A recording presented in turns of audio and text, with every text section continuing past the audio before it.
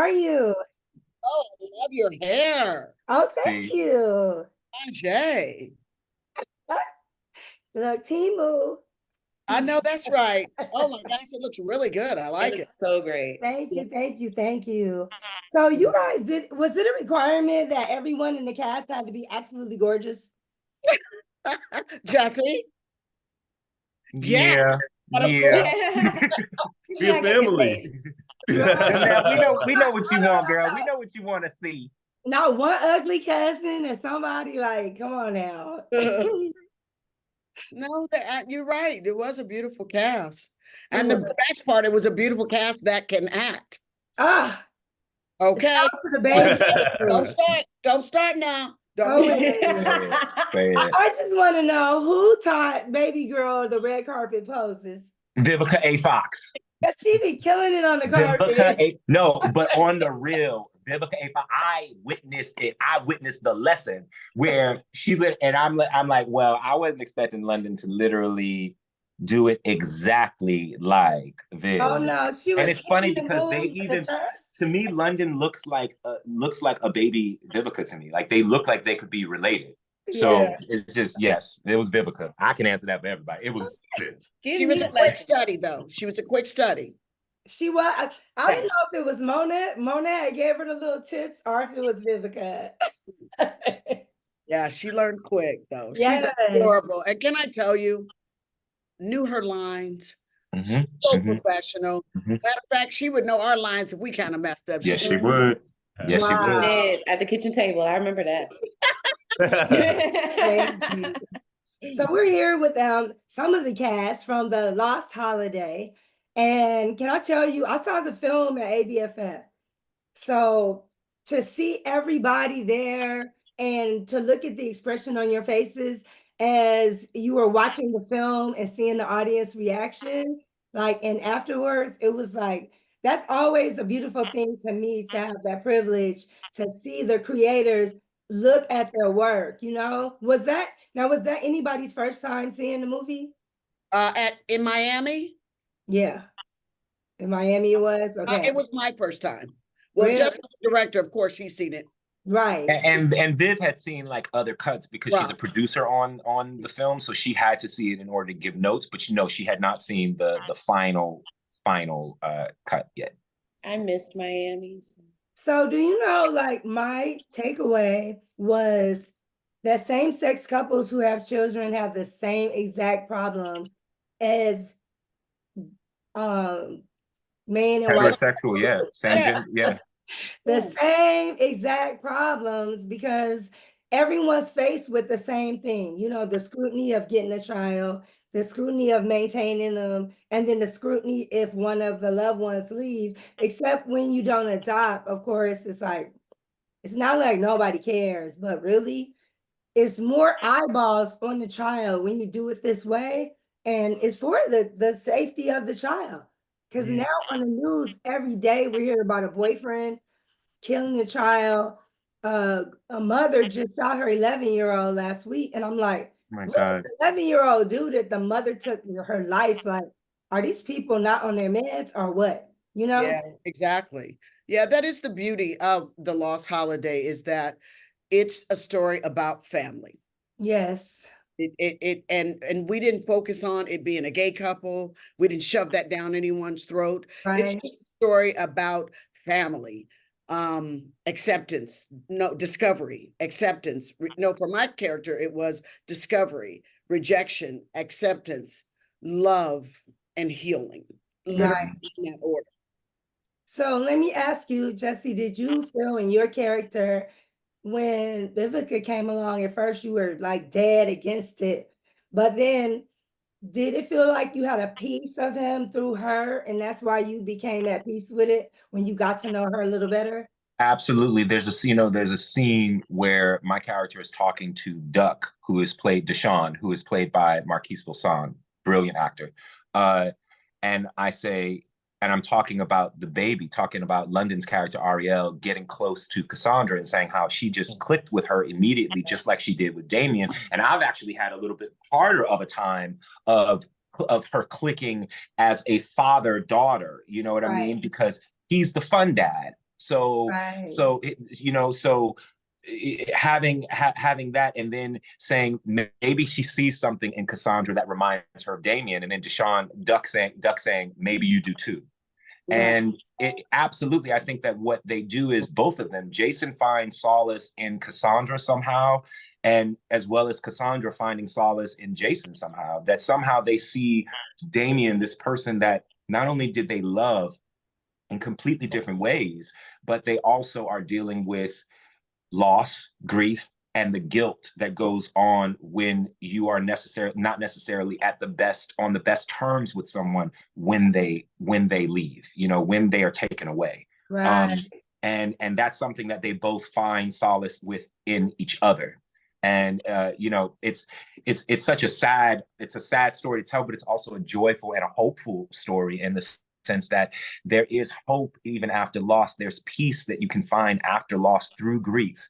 And there are very real conversations that you might, Lord knows, you'd rather not have them after the person is gone, but those conversations you need to have regardless, because you need to heal within yourself and forgive yourself as well. You do.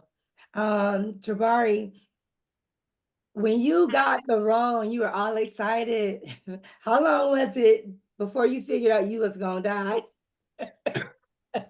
Oh, I knew I was going to die off the bat. Oh, okay. Because sometimes you don't really see it, and then you're like, wait a minute, what? Can I tell you the craziest part is that Jabari, I think he was a little nervous when he first started working with me, and he's like, a little. Well, all right, I was giving you the benefit of the doubt, come on, take that. But he was like, wow, we have to, our first few days, that's all we did was cry, right? Yeah. So it was a wonderful journey. But you guys all practicing Cry on Demand, like at Vivica's cry. You got 20 seconds to get the material was there. You know what I thought was so great is that even though Jabari's character dies in the film, he's still such a presence throughout the whole movie, which is how it is in life. Like, someone can pass, but their presence is still with you day after day. You still have those visions, you still have those memories. Conversations are centered around them. Absolutely. Issues become present because of them. Right. Their presence is still alive. And so like, I feel like that's a big message in the movie too. It's like, yeah, his character died, but he was still alive the whole movie. Right. As, the legacy was a big part of my storyline. Yes. And Brittany, you were such a consoling big sister. Now, were you big sister or little sister? So I'm actually, on my mother's side, I'm an only child. So I was raised as an only child, but I do have 5 sisters and I'm the big sister. And what's wild in full circle for me is when I was a kid, the first actress I saw on television that I felt like was a mirror for me, because I've always been into movies, acting and everything as a kid, but the first actress I saw was Journey. And Journey was the reason that I was like, oh my God, she looks like me. There's a girl looks like me on TV. I could be on TV. So full circle to play Jussie's sister. Right. So his real life sister is the reason why I believe I could do this. It's like a full circle moment. And I told him, I was like, you don't even, like, so much of being a part of this, from how far Jabari and I go back to us being able to work together because he mentioned my name, to working with freaking Vivica Fox, which was like so iconic, to the point where I'm like looking at her at the table like, oh my God, I feel like I'm in a movie that I watched with her. This is wild. You know what I mean? And then to play Jussie's sister, and I really feel like we have like such a brotherly sister bond that was created because of this film.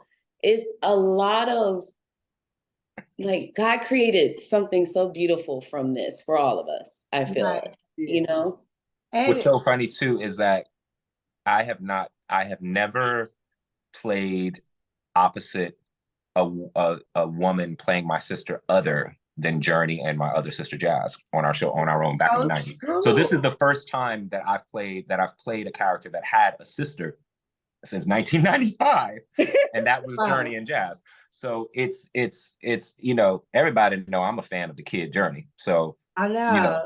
So she talks about how much she loves Journey. I'm like, me too, boo. Me too. Was Journey upset? Or did Journey just know she had the role? Or Jazz, were they upset? I think they was all right. I think they had a couple things going on. Okay. Yeah. But yeah, no, Journey's seen it and Jazz has seen it and they love it. Love it. And they approve of Brittany's sister performance. So it's always, you know what I'm saying? It's all good.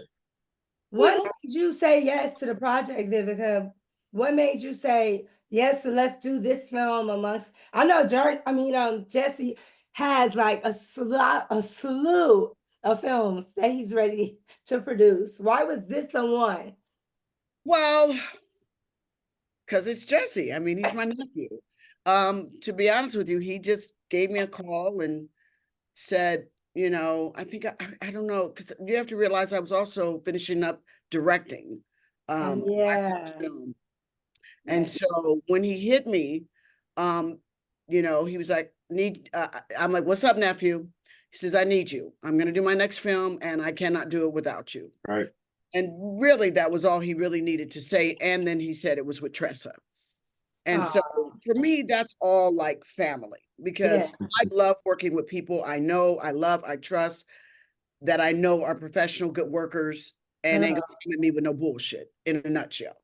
And because look, how hard is that to find in the industry? Okay. And then he also directed me on Empire. So I trusted him as a director. And I've known him since he says 8, I say 7. I was 8, but I look like I was 7 because I moisturized. Okay. I'm moisturized. So we have history. I love it. And I so trust him as a talent. Whether directing, acting, he's a genius to me. And so I knew he would take good care of me and not put me in something that wasn't wonderful. So then we got it. And then he's like, oh, by the way, we got to shoot this in like 11 days. I was like, okay, well, here we go. Let's get up on this bike. Let's go. But here's the thing, though. I couldn't have done it without her for so many reasons, you know, and on the surface, of course, it is, I just love her. And I honor her and I honor her talent and also her heart. And on top of that, she is one of the most loyal human beings you will all ever meet. Leo, like to her core. You know what I'm saying? And so, but she's had the same publicist for years. So that's unbelievable. She's so loyal. Loyalty right there. But it also is, just to extend it on from that, it's also her talent is it's not like very many, you know what I mean? And her level of professionalism, her level of ability to improvise is not, improv is not always a talent that every actor has, even wonderful actors, you know what I'm saying? Being able to doing improv is a very specific talent, and not everybody can do that. And I knew that she would bring something, and she would bring this was kind of almost like theater on film in a way, because we didn't have a lot of time to prepare while we were once we were on set. You know what I mean? Like Empire, we used to go in, we'd have time to rehearse, run it, go to our trailers, they set it up, then we run it again, they set it up, and now we shooting. With this, it's like, oh baby, we ain't got that Fox money. We ain't got that. We like, no, we block it and then we shooting. Exactly. I was like, listen, I got pictures. I was Vivica standing. I put on my little pink sweatshirt when she had on her pink sweater. I'm her standing, and that's what we gonna do. So having everybody make sure that they were prepared was so the thing. And I knew was going to come in, and I knew she was going to have a very strong point of view to make it, just to raise everything. And she did. Right. So what you're saying is she understood the assignment. She understood the assignment. Absolutely. She killed the assignment. She didn't rip it up, shredded it, and pasted it back together. But and what's great is like, you're a pleasure to work with. Yes. You know what I mean? Because you've done everything: box office movie, independent films, television, hosting gigs, everything. All across the board.